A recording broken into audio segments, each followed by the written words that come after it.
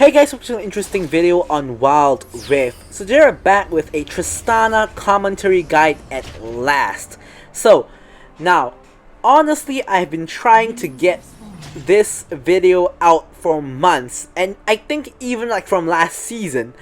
Like, Tristana, honestly, to me just sucks, and I'm not gonna lie, this is one of those like very lucky games where I pop off on Tristana and I just go ham, basically. Because I can't be posting content where I'm like 0 and 10 on Tristana. It doesn't make sense. But honestly, I think Tristana might be one of the worst ADCs in the game right now. I think the worst ADCs are Tristana and Jhin, followed by like maybe Ashe. But I honestly think Tristana is a horrible ADC. But I just wanted to get some Tristana content out there, just so we have at least something on the channel for Tristana. As an ADC main, I kind of pride myself on having like being able to play every AD carry. I can play Tristana, but I honestly think she's really bad.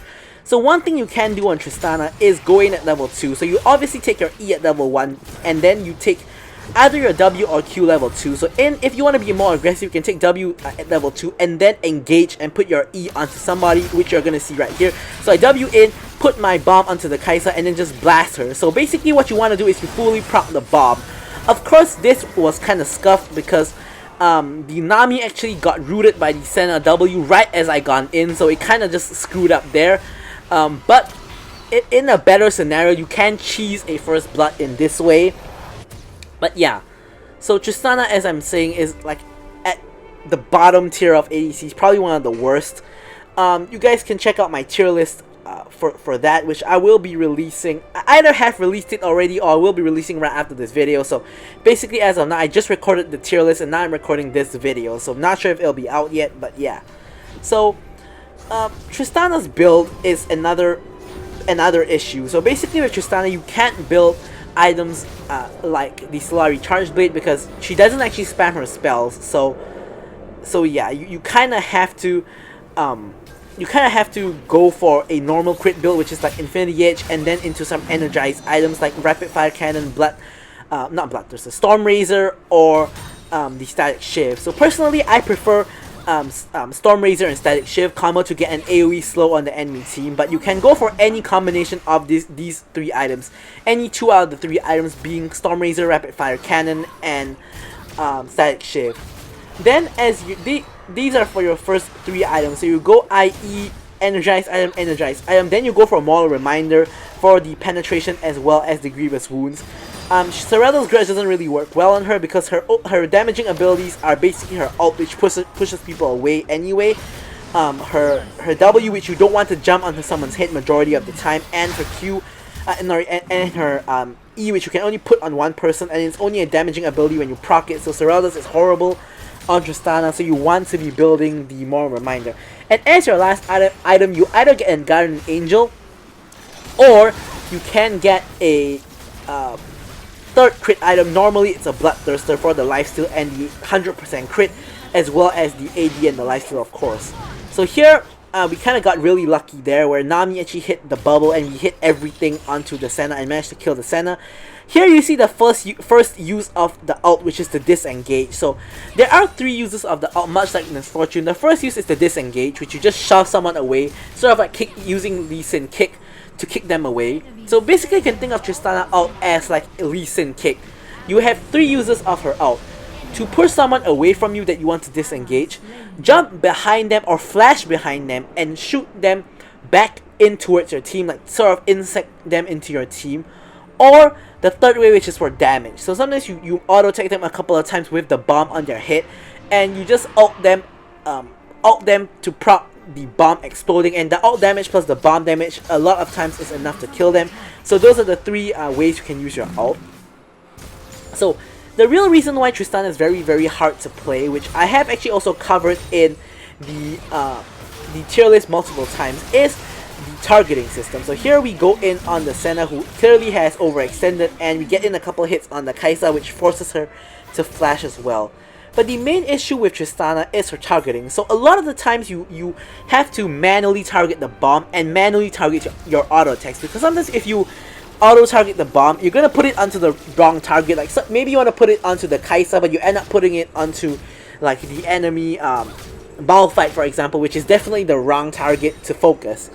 Another issue is when you put your bomb on, sometimes based on whatever your targeting preference is, it's gonna target someone who doesn't have the bomb. So you put the bomb on the Kai'Sa and it starts targeting the Senna instead, which obviously is not what you want because you want to proc that bomb. So basically, to play Tristana properly, you have to put the bomb on manually, and then you have to target your auto attacks manually to proc the bomb, which is the main issue of why Tristana is so difficult to play. Now, even assuming you can play Tristana properly, which in this video I made an effort to manually target everything, which you will see that I'm always attacking the target with the bomb. But even if you do that correctly, the sort of another issue you have is that Tristana is mostly single target and mostly low range until you get to very late game. So normally you're only focusing one target with your bomb and with your auto attacks, and when you proc that and they go boom, you hopefully get the kill and you can move on to your next target. But you cannot target two people at one time, unlike other ADCs like Kai'Sa or Xayah, who can target multiple people at one time. The second problem is she has the lowest range in the game at level 1, and every level she gains 10 range. So for her to actually get a decent amount of range, she has to be, I think if I'm not wrong, about level 8 or 9 to actually have competitive range with other ADCs. Of course, in this match I'm against a Kai'Sa who has one of the lowest ranges out of all the ADCs, so that's good for me. But like if you're against like a Misfortune, a Jinx, or you know a Xayah, that's gonna be a problem because they can bully you very easily. Although the trade-off for that is when you hit level 15, she does have the longest range out of all the ADCs, equal to Caitlyn if I'm not mistaken. But she has a very strong early and late game, but very weak mid game, a lot like Caitlyn, because her all-ins with her bomb and like her jump and her auto attacks at the early levels are very strong. And in late game, she has scaled up with her range and all her items, so she's really strong. But she has a big mid-game power trough, which is not going to be the most obvious this game because we are generally going to be ahead in this game. So it's not going to be as obvious. But here, Kai'Sa goes in on us. We set the trap there. So here, unfortunately, Nami dies, and we managed to trade the kill onto the Kai'Sa for it, and we managed to get the reset on our W, which allows us to jump away. Here, Senna fails the flash. So here I'm just gonna go over to the Evelyn cam just to show what's happening, because here I'm just recalling safely, nothing too interesting to watch. We're gonna see what happens. Senna dies, but Wukong comes in onto the Caitlyn. Yasuo comes in onto the Caitlyn. Really nice rotation by the enemy team, and Evelyn trades for it. So basically, in the end, overall we traded basically 2 for 1, which is still worth it for us. So at this point in time, both teams are pretty equal in goal. On the side of the enemy team, the Wukong is very fat. He's 4-0. So here we're trying to get the shutdown onto the Wukong as well as the Dragon. We managed to get the kill onto the Yasuo. Very nice Nami bubble into Ori and Shockwave. They get the Dragon, but we get both kills. And now we're going on to the Kai'Sa. So here, Ori gets the kill onto the Kai'Sa. So overall, we got 3 kills, but we lost the Infernal Dragon. Is it a worth trade? I would say that is a worse trade, because the Dragon really is only valuable at the very late stages of the game, whereas the kills are a lot more valuable now. So I have actually made a video on Dragons versus Kills versus Heralds. I'm going to link it up in the cards, of course. But yeah, so in my opinion, that was a worth trade. Killing the Kai'Sa, who is a key carry, killing the Yasuo, who is a key carry, and killing the Wukong, who is fed at the moment, and getting the shutdown on the Wukong, in my opinion, is way more worth than getting that Infernal Drake. So I would make that trade any day of the week.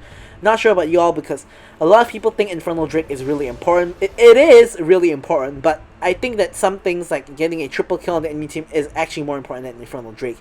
For the early game at least. So yeah. I'm not going to talk about her spells and runes. This game I got Nami taking Exhaust, so I did take Heal, but you can of course go for Barrier as well. Runes, obviously you want to go for Conqueror, Hunter, Vampirism. You can switch between Bone Plating and Hunter Genius. Not Hunter Genius, Hunter Titan. Actually, Hunter Titan and Bone Plating, and for the last one, obviously Sweet Tooth. This game we've actually been doing a relatively good job of taking Skull. One good thing about Tristana, she's very good at taking Skull, because if you put your bomb on the Skull, you actually take the Skull really quickly. Here we jump in on the Wukong and get hit by the Rift Herald. Here the fight is ongoing. I kind of have to ignore the Rift Herald to help out my team. Kai'Sa gets hit by the Nami bubble and she dies. Evelyn is still chasing, but I'm gonna instead turn and go onto the Rift Herald to try to prevent it from doing too much damage. Unfortunately, it's already taken the tower, so the damage is kind of done.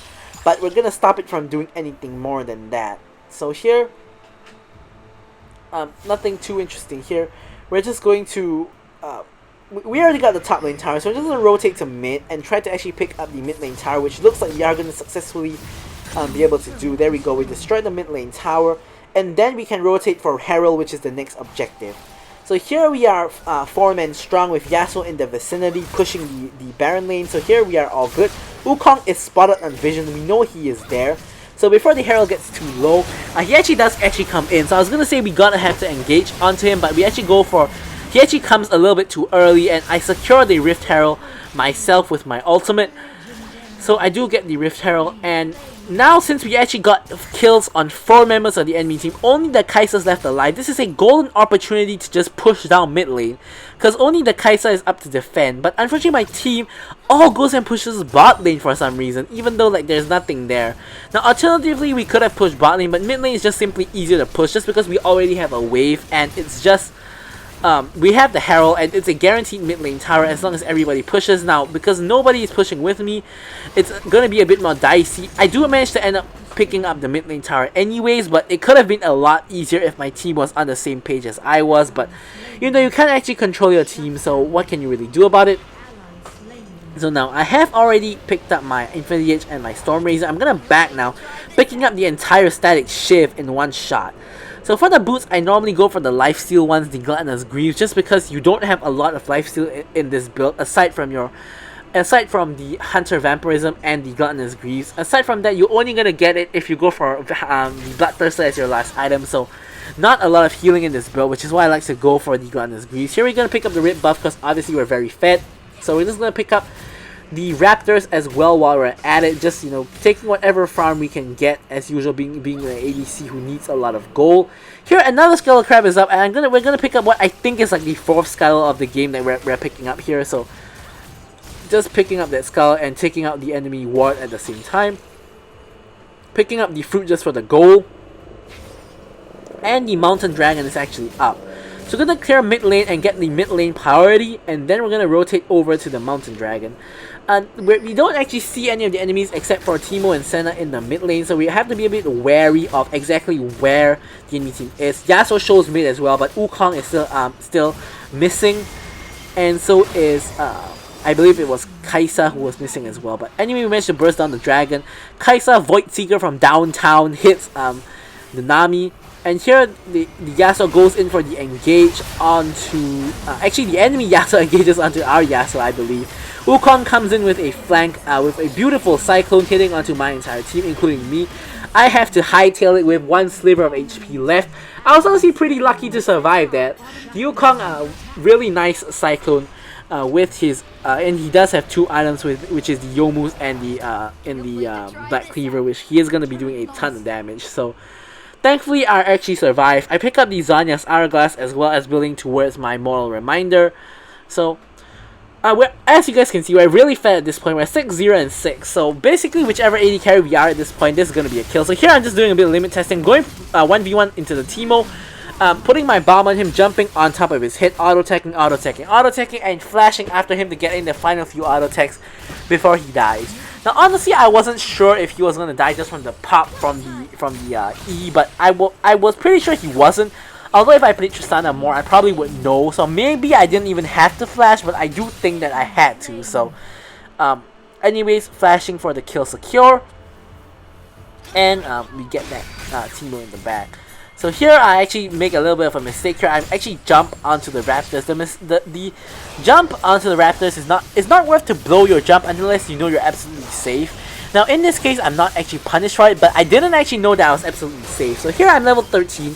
We actually have enough range to attack Baron from over the wall, which is exactly what I do. So here at this point I pretty much outrange the entire enemy team, except possibly the Senna, depending on how many soul stacks she has.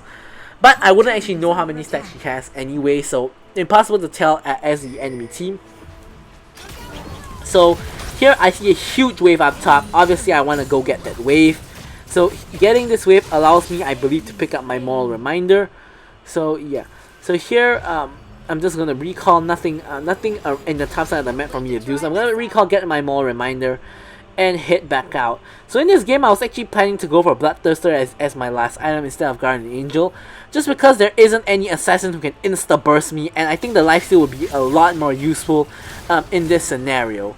So yeah, if there's an assassin on the enemy team like a Rengar or Kha'Zix, the Guardian Angel definitely will be a better option, but if there isn't, the Bloodthirster is likely the better option.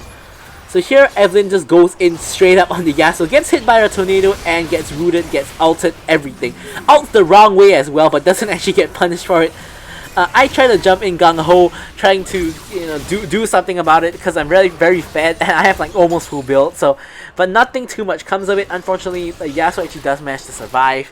So yeah, honestly, if you ask me, a fed Tristana, like I am like 7, 0, and 6 at the moment. I'm really fed. I don't think I do as much damage as if I was like, for example, a Lucian or a Kai'Sa in this same scenario. I think I do more damage. So honestly, I really don't think Tristana is a very good ADC, but you can still make it work. Here, I auto attack the center with the bomb a couple of times, and I knew that would actually pop and actually get the kill. Here, I actually jump away from the Kai'Sa and stasis, so that I don't actually die to her passive popping. I definitely would have died if I did not stasis there, and her last auto attack hit me. I definitely would have died. So thankfully, we got the stasis and we pressed it in time. So here, the entire team is going for the top lane push. Only the Wukong and Yasuo are alive, and they're clearly busy defending the top lane push. So here I decide the best course of action is to actually go for the mid lane push, because they're all busy defending top. Yasuo dies and Wukong still is defending top. I easily just auto down the tower and easily just pick up the tower. There they get the kill on the Wukong as well, and they also get the actually they don't get the top lane tower because the enemy team surrendered. So here they actually finally get the top lane tower, but here we actually managed to get the win. So as usual, I'll leave you guys with the stats. So thank you guys for watching the video, and goodbye.